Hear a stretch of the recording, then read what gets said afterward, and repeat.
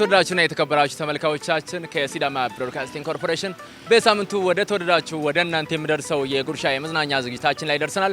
በዛሬው ዕለት እንግዲህ ከሐዋሳ ከተማ ወጣ ብለን መዳረሻችንን ወንዶ ገነት አድርገናል። እንግዲህ ገነት የሆነችው ከተማ በደማቅ አቀባበል ተሳታፊዎችም እንግዲህ በሚያስገርም ሁኔታ ልሳተፉልን አሉ ብለን ተስፋ እናደርጋለን። እንግዲህ ዛሬ በርከት ያሉ እጅግ አዝናኝ የሆኑ ጥያቄዎችን ይዘናል። ከያዝናቸው ጥያቄዎች መካከልም ወደፊት ብቻ የሚሄድ ወደ ኋላ የማይመለስ ነገር ምንድነው ብለን ልንጠይቅ ነው። እናንተም በቤታችሁ ናችሁ ሞክሩ። ዝግጅቱን እስከ ፍጻሜው ድረስ ወደ እናንተ በመምራት ነው ሚካኤል ገሞ ከካሜራ ባለሙያ ከፍጹም አዲሱ ጋር በጋራ በመሆን ቤታችሁን እንመጣለን። የትም ሳትሄዱ ከሲዳማ ብሮድካስቲንግ ኮርፖሬሽን የጉርሻ ዝግጅታችንን እንድትከታተሉ ጋብዘን አብራችሁን ቆዩ።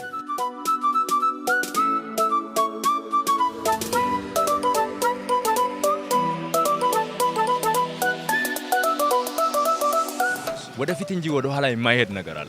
ምንድነው እሱ? ወደፊት እንጂ ወደ ኋላ የማይሄድ ነገር ጊዜ ነው። ጊዜ ቀን ጊዜ ወይ ቀን ጊዜ ሰዓት ወደፊት ብቻ ነው። ሰዓት ወደፊት ብቻ ነው የሚቆጠረው። ጊዜና እድሜ ወደፊት እንጂ ወደ ኋላ አያውቅም ይባላል። እሺ በጣም መልካም። ወደፊት እንጂ ወደ ኋላ የማይሄድ ነገር አለ። ምንድነው እሱ?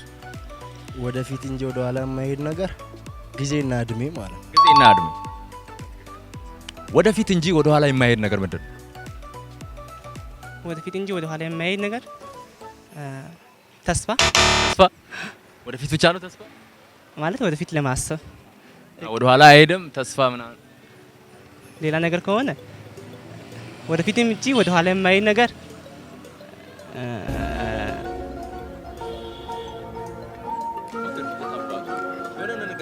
ከዛ ይገጥመሃል ማለት ነው።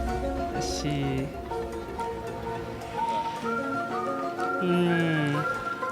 በቃ ወደፊት ብቻ የሚሄድ ወደ ኋላ የማይመለስ ነገር ምንድነው? ወንዝ ነው። ወንዝ ወደ ኋላ አይመለስም? አይመለስም። ወንዝ አሻሺ እስቲ የሆነ ተረት ነው የሆነ ነገር አለ። ወደፊት ብቻ የሚሄድ ወደ ኋላ የማይመለስ ማለት ወደፊት ብቻ የሚሄድ እኔ እንጃ ወንዝ ነው መሰለኝ። ወንዝ ወደፊት ብቻ የሚሄድ ነገር ወደ ኋላ የማይመለስ ነገር ምንድነው? ህይወት ነው። ህይወት የሆነ ነገር አለ። ወደፊት ብቻ የሚሄድ ወደ ኋላ የማይመለስ ነገር ወደፊት ብቻ ይሄዳል፣ ወደ ኋላ አይመለስም። ኑሮ ነው። ሞክር አንተ፣ ሌላ ሞክር የራስህ። ወደፊት እና ምን ኑሮ ነው? ወደፊት ብቻ የሚሄድ ወደ ኋላ የማይመለስ ነገር ምንድነው? ወደፊት ብቻ መሄድ ወደ ኋላ ማይመለስ ነው። የሆነ ተረት ነው ነገሩ የጠየኩ እና የሆነ ምላሽ ደግሞ አለው። የሆነ ነገር አለ። ወደፊት ብቻ የሚሄድ ወደ ኋላ ማይመለስ ሰዎች በንግግራቸው መሀል ይጠቀማሉ። ወደፊት እንጂ ወደ ኋላ አይመለስም እያሉ ልታሻሽል ነው ማብራሪያው።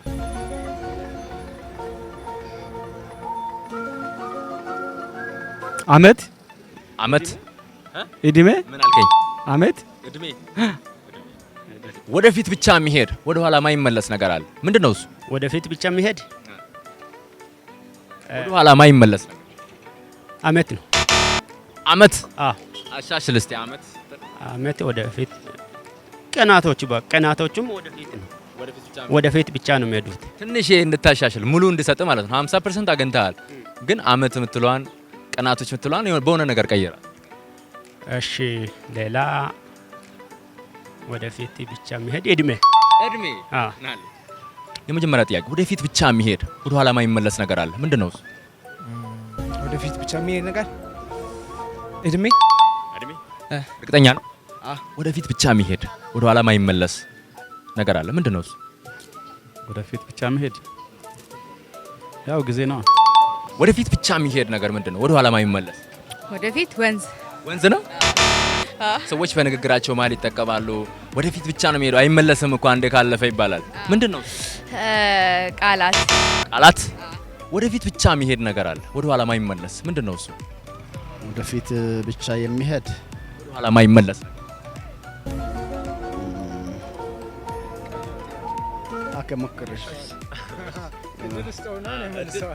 መልሰው። እሺ እድል ትሰጠዋለህ? ስጠውና እኔ በሌላው እሞክራለሁ። ወደፊት የሚሄድ ወደ ኋላ የማይመለስ ወንዝ ነው። እርግጠኛ ነህ? በጣም ትክክለኛ ነው እንጂ ወደ ኋላ አይመለስም ወንዝ። ወንዝ ይሄዳል። አሁን ልክ ነዎት። ግን ሌላም ጨምርል ይችላል። ሌላ ሰዎች በንግግራቸው መሀል ይጠቀማሉ፣ አባባል ላይ ይጠቀማሉ። እድሜም ወደ ኋላ አይመለስም። እድሜ ወደፊት እንጂ ወደ ኋላ ወደፊት የሚሄድ ወደ ኋላ የማይመለስ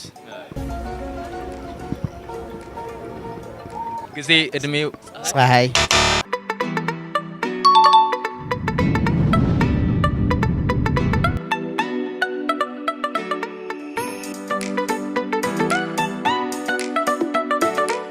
አንድ አባት እድሜው 40 ነው፣ የልጁ እድሜ 10 ነው እና አባትየው ልጁን እያወራው ነው። ልጄ እኔ 40 ዓመቴ ነው፣ አንተ 10 ዓመትህ ነው። የኔ እድሜ ካንተ እጥፍ የሚሆነው ከስንት ዓመት በኋላ ነው አለው። ስንት ነው የልጁ መልስ ሊሆን የሚችለው? ትክክለኛ ካንተ እጥፍ የሚሆነው ከስንት ዓመት በኋላ ነው ያለው? የኔ እድሜ ካንተ እጥፍ የሚሆነው ከስንት ዓመት በኋላ ነው ብሎ ጠየቀው አባትየው ልጁን። የልጁ ምላሽ ትክክል የሚሆነው ስንት ካለ ነው? ከ40 ዓመት በኋላ ካለ በኋላ ልጅየው 50 ይሆናል፣ አባትየው ደግሞ 80 ይሆናል።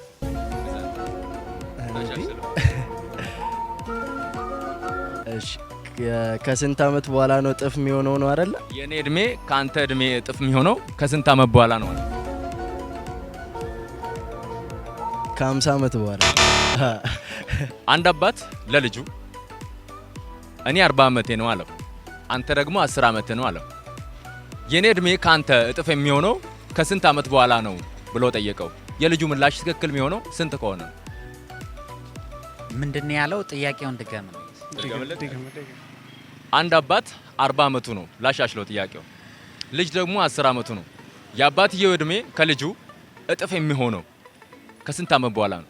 ከ20 ዓመት በኋላ። 20 ዓመት በኋላ የምትለው አንተ? ከ20 ዓመት በኋላ ልጁ 30 ይሆነዋል፣ አባት ደግሞ 60 ይገባል፣ በእጥፍ ይሆናል። ሙከራ አሪፍ ነው፣ ሙከራ አሪፍ ነው። ያንተስ ምን ትላለህ?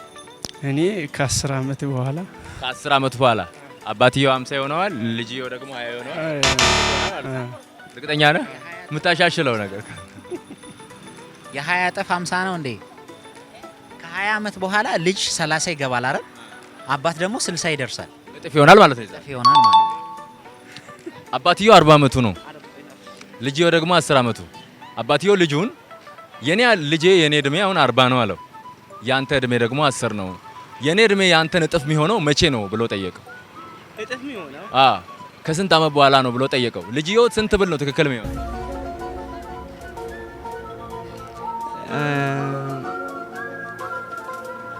እጥፍ የሚሆነው 40። አባት ለልጁ ነው እያወራ ያለው። እኔ 40 ዓመቴ ነው አለው አባትየው ማለት ነው። ልጁ ደግሞ 10 ዓመቱ እንደሆነ ነገረው። እኔ 40 ዓመቴ ነው፣ አንተ ደግሞ 10 ዓመት ነው። የኔ እድሜ ካንተ እጥፍ የሚሆነው መቼ ነው ብሎ ጠየቀው። ልጅየው ትክክል የሚሆነው ስንት ዓመት ካለ ነው? 40 ከሆነ 40። እንደ አባቱ እኩል ከሆነ 40 ከሆነ አንድ አባት ከልጁ ጋር እያወራ ነውና ልጄ እኔ 40 ዓመቴ ነው አለ። የአባትየው እድሜ 40 ነው ማለት ነው። የአባትየው እድሜ 40 ነው፣ የልጁ 10 ነው። የአባቱ እድሜ ከልጁ እጥፍ የሚሆነው ከስንት ዓመት በኋላ ነው?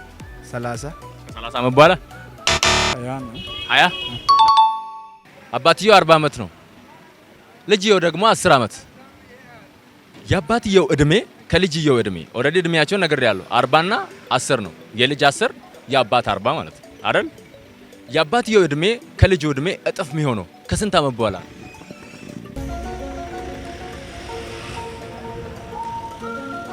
ከ10 ዓመት በኋላ ከ20 ዓመት በኋላ ከ20 ዓመት በኋላ አብራራልኝ። ማለት መጀመሪያ 50 ነበረ፣ 40 አባትየው 40 ለልጁ ሲደመር 10 50 ነው የሚሆነው። 60 ሲሆን ደግሞ የልጁ 30 ነው የሚሆነው። የልጁ 30 የአባት 60። ከዛ እጥፍ የሚሆነው ከ20 ዓመት በኋላ ነው። ከ20 ዓመት በኋላ። አመሰግናለሁ ስለተሳትፎ። አንድ አባት ከልጁ ጋር እያወራ ነው። ልጄ እኔ 40 ዓመቴ ነው አለው፣ አንተ ደግሞ 10 ዓመት ነው አለው። የኔ እድሜ ከአንተ እጥፍ የሚሆነው ከስንት ዓመት በኋላ ነው ብሎ ጠየቀው። ልጅየው ትክክል የሚሆነው ስንት ካለ ነው? 30 የልጁ 30 ሲሆን የአባት 60። ከስንት ዓመት በኋላ ነው ያልኩት? 20 ዓመት በኋላ። አዎ ማሻሻያ 10 ማስተካከያ ካለ የነበረ 20 ለምሳሌ የአባቱ ስንት አልከኝ? የልጁ አባትየው 40 ነው፣ ልጅየው 10 ነው። አባትየው ነው እንግዲህ ያወራ ያለው። ልጄ እኔ 40 ዓመቴ ነው፣ አንተ 10 ዓመት ነው። የኔ እድሜ ካንተ እድሜ እጥፍ የሚሆነው ከስንት ዓመት በኋላ ነው ብሎ ጠየቀው። ከስንት ዓመት በኋላ? 30 ዓመት በኋላ። 30 ዓመት በኋላ። ከ20 ዓመት በኋላ 60 እና 30 ይሆናል። 20 ዓመት በኋላ 40 የነበረው የአባትየው እድሜ 60 ይሆናል። የልጅየው 10 የነበረው 30 ይሆናል። እጥፍ የሚሆነው እዛኔ ነው ማለት ነው። ከሁለታችሁ ማን ነው የተሻለ የመለሰው? እኛ ግን ያው ወንድማማቾች ስለሆነ በጋራ ነው። የሞባይል ካርድ ነው ሽልማቱ። በጣም አሪፍ። ዋው! እናመሰግናለን። ባለስንት አንድ አባት 40 ዓመቱ ነው፣ ልጁ ደግሞ 10 ዓመቱ። የአባትየው እድሜ ከልጁ እድሜ እጥፍ የሚሆነው ከስንት ዓመት በኋላ ነው? 40 ከመቶ በኋላ። ከመቶ ዓመት በኋላ? ምክንያቱም ልጁ 20 ሲሆነው የአባቱ 80 ይሆናል። ከዛ እጥፍ የሚሆነው የአባትየው እድሜ ከልጁ እጥፍ የሚሆነው 40 መቶያ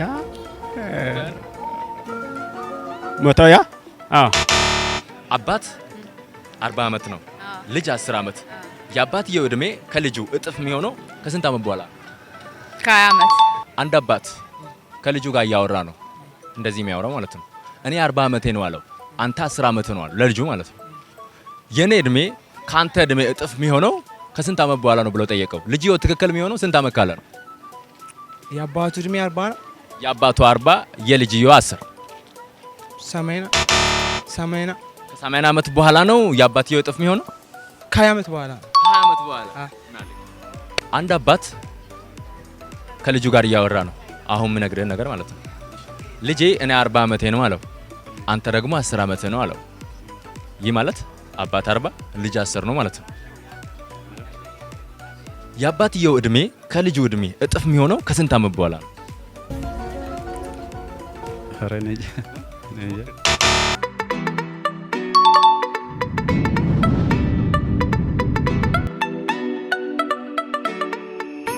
የተወደዳችሁ ተመልካዮቻችን ቀጥለናል። እጅግ በጣም ደማቅ ቆይታ በወንዶ ገነት እያደረግን እንገኛለን። ሁለት ጥያቄዎችን ጠይቀናል። ሁለት ጥያቄዎች ይቀሩናል። አሁን ደግሞ ልንጠይቅ የያዝነው ጥያቄ የአበበ እናት 3 ልጆች አሏት። የአንደኛው ተመስገን፣ የሁለተኛው ናትናኤል፣ የሶስተኛው ስም ማን ነው ብለን ልንጠይቅ ነው። ተሳታፊዎች ምን ይላሉ? አብረን የምንከታተል ይሆናል። እስቲ እናንተ በቤታችሁ ናችሁ ሞክሩ። የሶስተኛው ስም ማን ነው የሚለውን ነገር አብረን እንከታተላለን። ቆይታችሁን አሁንም ከኛ ጋር አድርጉ። ኑ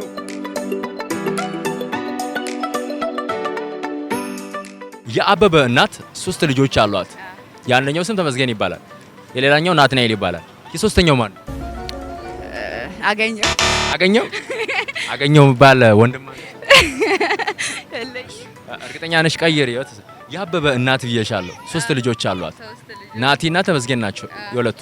የአንደኛው እኔ እንጃ። የአበበ እናት 3 ልጆች አሏት። የአንደኛው ስም ተመስገን ነው፣ የሁለተኛው ስም ደግሞ ናትናኤል ነው። የሶስተኛው ስም ማን ነው? የአበበ እናት 3 ልጆች አሏት። የአንደኛው ስም ተመስገን ይባላል፣ የሌላኛው ስም ደግሞ ናትናኤል ይባላል። የሶስተኛው ስም ማን ነው? አበበ። የአበበ እናት አይደለሽ? የአበበ እናት 3 ልጆች አሏት። የአንደኛው ስም ተመስገን ይባላል፣ የሌላኛው ስም ናትናኤል። የሶስተኛው ስም ማን ነው? አበበ። እንዴት? የአበበ እናት 3 ልጅ አላት። አንደኛው ተመስገን፣ አንደኛው ናትናኤል አይደለ? አንደኛው አበበ ራሱ ማለት ነው። የአበበ እናት 3 ልጆች አሏት። የአንደኛው ስም ተመስገን ይባላል፣ የሌላኛው ስም ደግሞ ናትናኤል ይባላል። የሶስተኛው ስም ማን? የአንደኛው ማልከን የአንደኛው ተመስገን፣ የሁለተኛው ናትናኤል፣ ሶስተኛው ደግሞ ማን ነው? ሳሚ ልበል።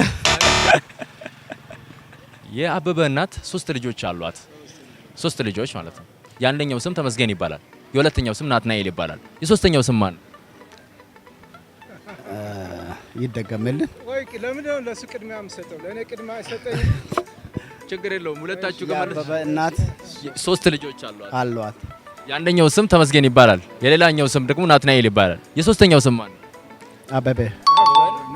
ልክ ነው። ሁለታችሁም መልሳችሁታል። ይሄንን የአበበ እናት 3 ልጆች አሏት። የአንደኛው ስም ተመስገን ይባላል፣ የሁለተኛው ስም ናትናኤል ይባላል። የሶስተኛው ስም ማን? ተመስገን፣ ናትናኤልና አሸናፊ። ስም ማን ነው? ታሪኩ ታሪኩ ነው። አሸናፊ የሚባል ጀለስ አለ። ለዛ ነው አሸናፊ ያልከው። ግን ሞክር በደንብ። እሺ ታሪኩ ነው። የአበበ እናት 3 ልጆች አሏት።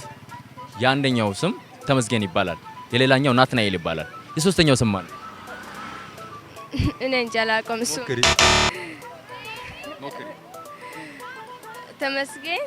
2 ጥያቄ ቀራችኋል። ምናልባት ይሄን ከመለሳችሁም ልሸልማችሁ ይችላል። በደምብ ስሙኝ። የአበበ እናት 3 ልጆች አሏት።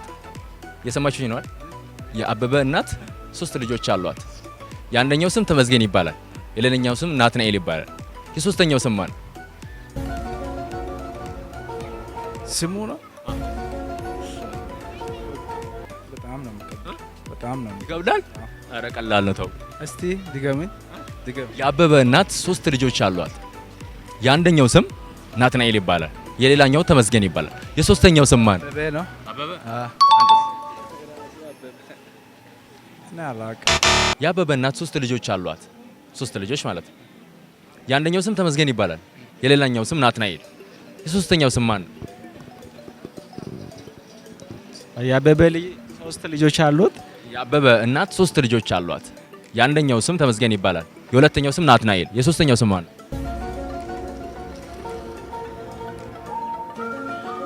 ናትናኤል ራሱ አበበ ናትናኤል አበበ ራሱ ማለት ነው። የአበበ እናት ነው አይደለ? አበበ እናት ከሆነ ተመስገን፣ ናትናኤል፣ አበበ ራሱ ነው። የአበበ እናት 3 ልጆች አሏት። የአንደኛው ስም ተመስገን፣ የሁለተኛው ስም ናትናኤል ይባላል። የሶስተኛው ስም ማለት አበበ። ሶስቱን ጥራለች። ተመስገን፣ ናትናኤልና አበበ። የአበበ እናት 3 ልጆች አሏት። የአንደኛው ስም የአበበ እናት 3 ልጆች አሏት። የአንደኛው ስም ተመስገን ይባላል፣ የሌላኛው ስም ደግሞ ናትናኤል ይባላል። የሶስተኛው ስም ማለት የአበበ ነው። የለም ሌላ 3 ልጆች ናቸው ያሏት። የአበበ እናት ተመስገን ይባላል፣ ናቲ ይባላል፣ ሌላኛው ናትናኤል። የሶስተኛው ስም ማን ነው? 3 ልጆች ከየት ይመጣሉ? 2 ነበሩ አልከኝ። ታውቃታለህ? 3 ናቸው እኮ ነው ያልኩት። የአበበ እናት 3 ልጆች አሏት። ሶስተኛው አይታወቅም ማለት ስም አላወጣችለትም እንዴ? 2 ልጆች ነው የጠራህልኝ። ለምሳሌ አንተ የጠራውልህ 2 ልጆች ነው፣ ግን አንድ ሰው እኛው ማን አውቀዋል? የአበበ እናት አይደለች? እና የአበበ እናት ከሆነች አበበ ልጇ ነው ማለት ነው። አይው ሰውስ ልክ ነህ፣ ትክክል ነህ። ማን ነው ማለት ነው? አበበ ነው ማለት ነው። እና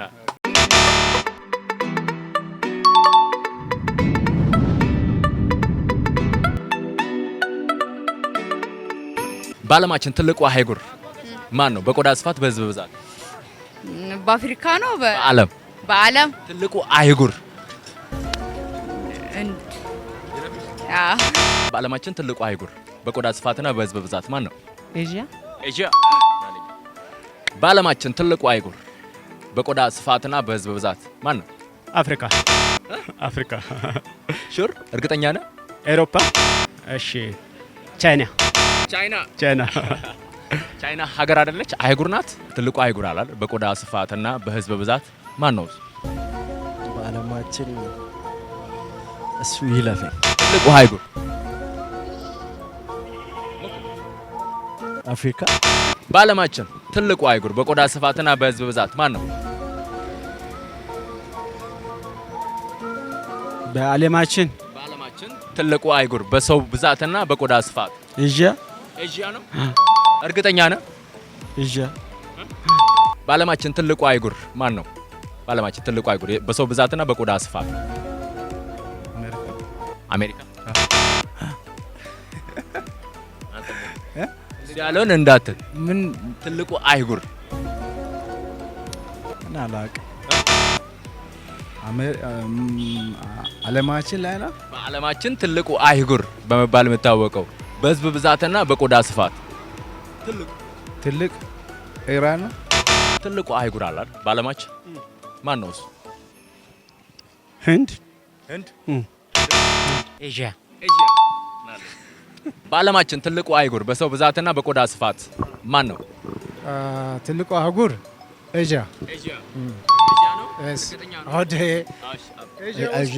ቻይና እና ህንድ ብቻ ከ1 ቢሊዮን በላይ ወደ 2 ቢሊዮን የሚጠጋ ፖፑሌሽን አላቸው። በዓለማችን ትልቁ አህጉር በቆዳ ስፋትና በህዝብ ብዛት ትልቁ አህጉር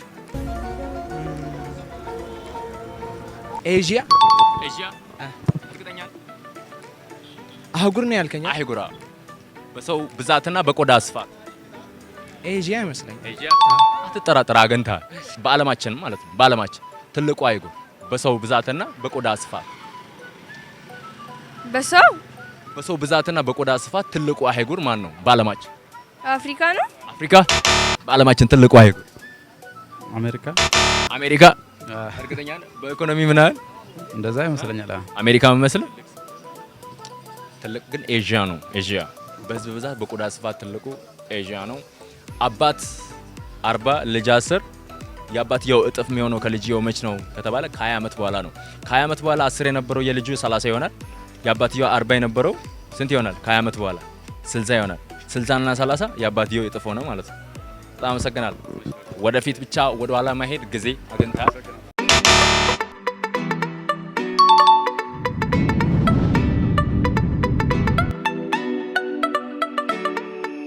የተወደዳችሁና የተከበራችሁ ተመልካቾቻችን ከሲዳማ ብሮድካስቲንግ ኮርፖሬሽን በየሳምንቱ ወደ እናንተ የሚደርሰው እጅግ አዝናኝ የሆነው የጉርሻ ዝግጅታችን በዛሬው ዕለት እንግዲህ ከመዲናችን ከሐዋሳ ወጣ ብለን በወንዶ ገነት እጅግ ማራኪ ቆይታ አድርገናል። በርካታ ተሳታፊዎችም እጅግ በጣም አዝናኝ በሆነ ሁኔታ ተሳትፈውልናል። እኛም በጥያቄዎቻችን እያነሳን እንግዲህ እያዋዛን ከእናንተም ጋር ቆይታ አድርገናል ማለት ነው። እጅግ በጣም ድንቅ ቆይታ እንዳደረግን ተስፋ እናደርጋለን። በቀጣይ ሳምንት ሌሎች ጥያቄዎችን ይዘን ሌላ ቦታ እንገናኛለን። ለዛሬ ግን በወንዶ ገነት የነበረን ቆይታ እዚህ ጋር ያበቃል። ጥያቄዎችን እየጠየቅኩ ዝግጅቱን እስከ መጨረሻው ድረስ ወደ እናንተ በማድረስ እኔ ሚካኤል ጋሞ ከካሜራ ባለሙያ ፍጹም አዲሱ ጋር በጋራ በመሆን ወደ እናንተ መጣን። በቀጣይ ሳምንት እስክንገናኝ ሰላምና ጤና በያላችሁበት ይብዛላችሁ። ሰላም